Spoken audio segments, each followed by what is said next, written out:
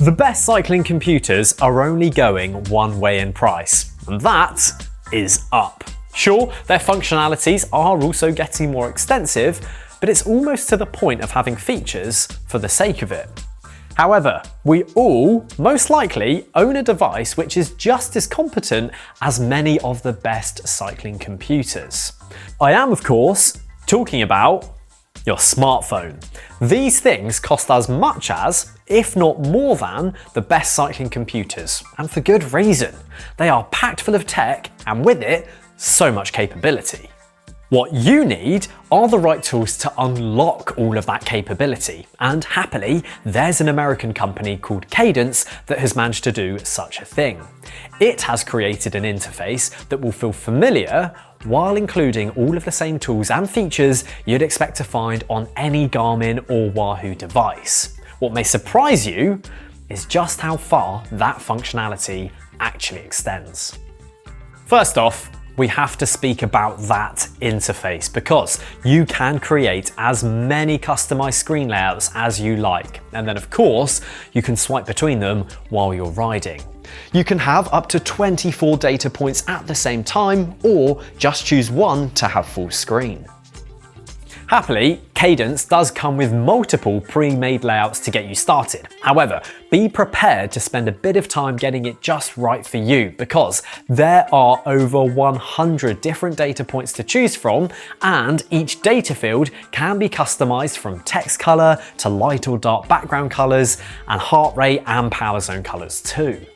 I think you get the idea though. You really can make the interfaces your own, and since you're using a mobile phone, you get to enjoy a fast response time when you're interacting with the app. Not to forget, you have a nice bright display when you're riding during the day. While a fully customizable interface is very cool, it's somewhat to be expected for an app. But what may surprise you is just how compatible it is with external devices. For example, if you use a heart rate strap, you can pair that to the app. And the same goes for speed, cadence, and power meter sensors too. It also works for exercise bikes like the Schwinn IC4 and Bowflex C6, as well as indoor trainers like the Wahoo Kicker and the Tacx Neo. But once again, it doesn't even stop there because if you have a radar fitted to your bike like a Garmin Varia or a Brighton Guardia, then even those will connect. As soon as a radar is paired and connected, the main screen will show how many vehicles are behind you and how fast they're approaching, just as they do on a head unit. You can even set up audio alerts for added awareness. There's one fundamental tool we need a GPS computer to do, and that is navigate. However, it's probably quite likely you already use your phone to do a lot of navigating, be it in the car or just when you're out on foot. So why not employ it for use during your rides too? Within Cadence, you can create custom routes with turn-by-turn navigation. It will work for your rides, your runs, and even driving directions. You can save existing activities as routes or import GPX files from all the usual places like Strava, Komoot, Garmin, and of course, plenty of others. However, if you're already out and you just want to head to a nearby cafe, then you can just enter your destination into the app and the app will take you there.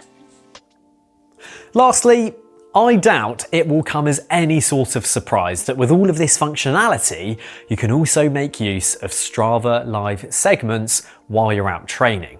Cadence allows you to view all nearby segments and then switch between them in a very detailed interface. You can view your location in comparison to your segment efforts on both a big map and an elevation graph. You can see how far ahead or behind you are and how much further you have to go. And of course, you can fully customize the data points on the live segment screen for your own personalized view. Let's not forget, once you've completed a ride, Cadence can automatically sync your activities to Strava. It's clear that Cadence has found a way to unlock all the potential your phone holds as an alternative to a head unit. Thanks to mounting systems like the quad-lock phone mount or even more budget-friendly options like the ones I have here, it's easy to secure your phone, and if you want to protect it from the weather, then there are plenty of waterproof cases out there too.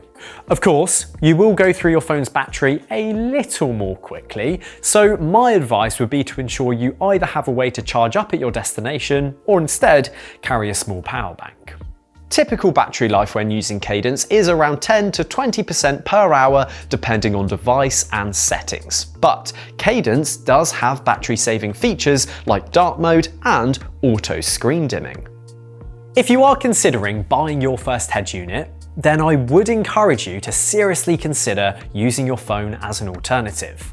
As technology has developed, the limitations from even just a few years ago are actually no longer present, and by going down this route instead, you could stand to save hundreds of pounds.